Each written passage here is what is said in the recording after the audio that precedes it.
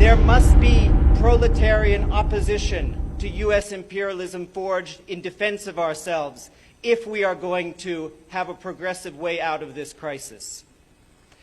In South Africa, we know that Trump's blackmail and squeezing of the country is supported by a fifth column inside the country.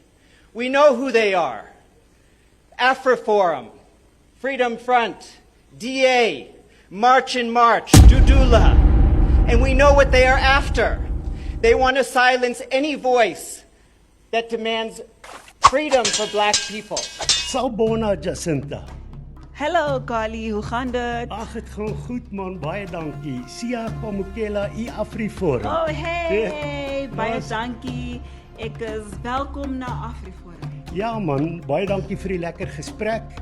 Ek hoop jy kom weer by ons kuier. En Definitely sizobuya size la again. Sizokhuluma izinto that are going to make the country better. Most definitely. Ons gaan nou braai. Aye, let's go eat some meat.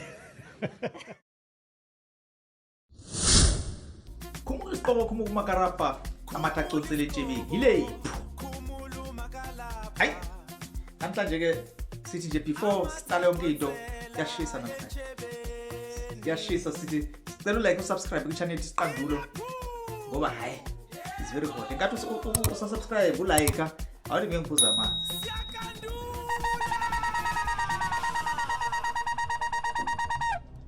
Danke siyabonga.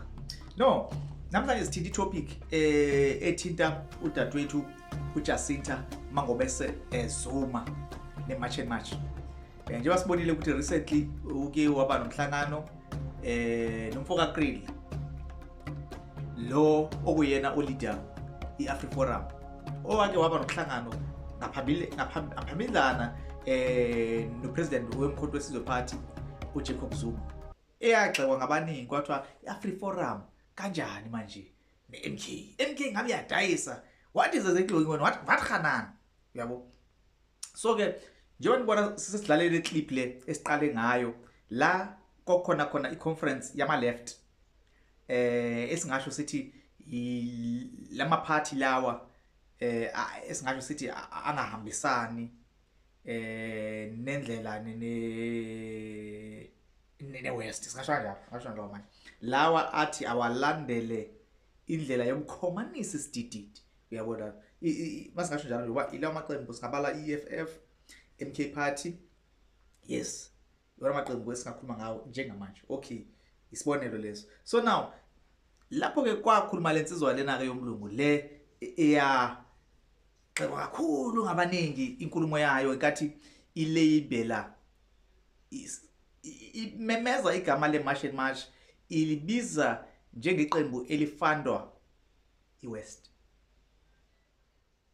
There must be proletarian opposition to U.S. imperialism forged in defense of ourselves if we are going to have a progressive way out of this crisis. In South Africa, we know that Trump's blackmail and squeezing of the country is supported by a fifth column inside the country. We know who they are. AfriForum, Freedom Front, DA, March in March, Dudula. And we know what they are after. They want to silence any voice that demands ibiza iMarch and March ithi iMarch and March movement efundwa iWest singasho sithi iMelika singasho sithi icishibe iproject yeCIA ngendlela leyankunzi leya echaza ngayo so lo nkulumo yakhe yathola ukugxekwa okukhulu abantu abaningi bathi cha ngathi manje isiyawugeja manje baba bahlaba nayo lindawo le conference yeWest yama left leyo bayihlaba bayihlikiza bathi no into endala ngenxa ukuthi yasuyathinta igama leMarch and March yathinta iMarch and March yathinta iDudula yathinta iAfriForum yathinta iDA just to name a few kodwa benza nje list but now there was no doubt about AfriForum because everyone knows what AfriForum is representing the minorities actually representing Amabhunu to be specific. They don't care about indaba yomuntu omnyama or whatsoever. So now sivukela la khona lethu usithola na indaba. uJacinta Mangobese Zuma neMarch and March bamemezele ukuthi ke manje nathi sesizoba neAfriforum yethu yabantu abamnyama okuyi South African First Forum. I-Afriforum ithi AfriForum, which means Afrikaner Forum. So i-version emnyama ye-Afriforum yi-South Africa First Forum. Why? Kumele siyokopisha entweni yabantu esaziyo ukuthi abahambisani qobo nathi. Njengoba ke nangu mangobe suhambile ke wathi ube uthola i-advice from uKali Krill. Ekutshengisa indlela abathokozele ngayo indlela abenza ngayo izinto njenge-AfriForum berepresenta lilo thimba labo abarepresenta ngoba kuyavela ukuthi i-AfriForum inama member over 300,000. So now i-problem enkulu ke ye-AfriForum numbers yokuthi kunzima ukulwa against abantu abamnyama because of ama numbers. So now la sesifika khona ekudidekeni leke manje ngicela ke idinga laba abantu laba esibabiza no angathi sibabiza laba bona abayibiza ukuthi bama critical thinkers abangaveli abangathatheli phezulu into ngokuthando nangenhliziyo nje ukuthi bavele nje ba comment without even ukucabanga lento le ngenxa yokuthi nje uthando luthi. Now sithi nje sicela nisisize lapho ke nike nithi ukuveza yenu imbono ukuthi ngabe ngokwenu niyibuka kanjani lento manje qhathanisa manihlanganisa ama dots. Ake sizwe ke usisi wethu uNtsiki Mazwayo ukuthi ngabe yena uyibona kanjani le ndaba le. Guys, I'm going to keep this short and sweet. It makes no sense to go to the person who has oppressed you and taken your land to go look for leadership advice and tips. It just makes no sense. Even in a household, if you grew up in an abusive home, it makes no sense to go back to your abuser. In 1912, there was the Land Act where our land was taken from us and given to mostly the Afrikaner community. So the land that they're living off right now is inherited from our loss. So it makes no sense. It makes no sense to go to the people who created a system called apartheid that showed you how much they hate you. It makes no sense for you to go to them for leadership. To be true, a truly African and South African community, we need a leadership that is African because our institutions and our traditional systems are more humane and more inclusive. And lastly, the conversations you should be having with AfriForum is how are they developing the communities around them?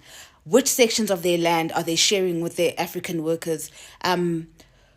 What do they intend to do about the unfair disposition of land?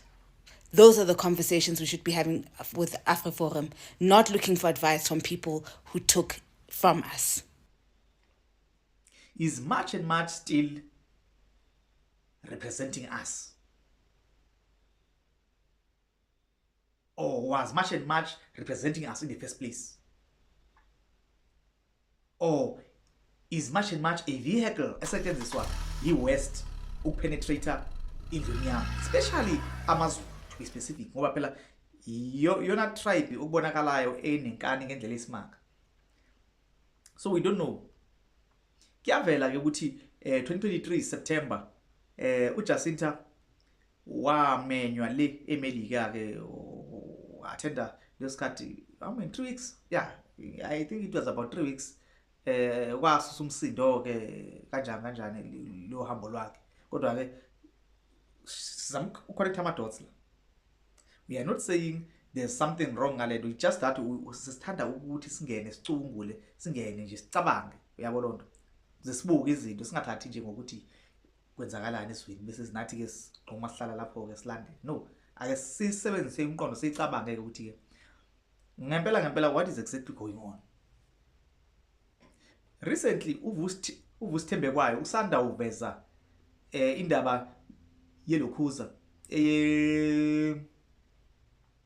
iShowSpeed ngenkathi iShowSpeed kwiAfrica tour yakhe la engathi wayixhaswe khona uElon Musk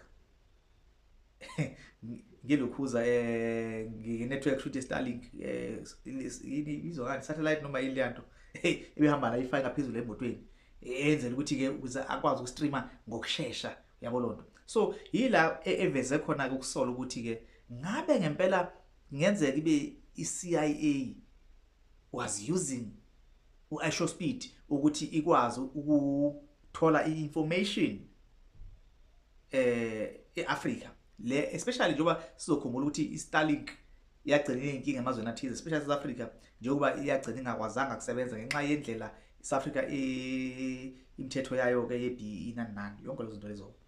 Kwabonakala ukuthi inkinga ngabe enye yendlela zokungena izospire ezweni ukungena uyabona nje to interfere with intelligence yezwe, yebo. So izinto enjalo ke manje njengoba sekwenzeka le eyemarch and march asazi we are in the dark, but sihamba sicinga nje ukuthi some connect ama dots ukuthi what is actually going on. Yeah, and futhi ke sisanda uba ke noma ke kwi agenda ngelinye ilanga ke sisazoyixoxa ke nale eka first deputy president uMKP uDuduzane Zuma invitwe yilokhu za iBusiness News eka Alec Hawk esiyazi ukuthi iplatform yama capitalist so pro west food. So esazi kahle ukuthi they don't just invite nombani lapha, but bakwazile ke ukunikeza uDuduzane iplatform wakhuluma nje ngendlela akhuluma ngayo eyajabulisa abantu abaningi abebemthembile babonda cha uqhamuka ibambe ngalendlela esilindele ngaso. Yezinye zezinto ke lezo ke asiyeke ngoba ayixhumani kakhulu nale. So sithi ke sikhulume ke ngayo le ndaba le yemarch and march, futhi ke njengoba ke sesikuvezile ke imarch and march benayo ke iAfriforum ukuthi ke Afriforum and march and march form a collaborative working group for the benefit of communities. Shuthi ke going forward imarch and march neAfriforum zizosebenzisana ukusiza ama communities ethu.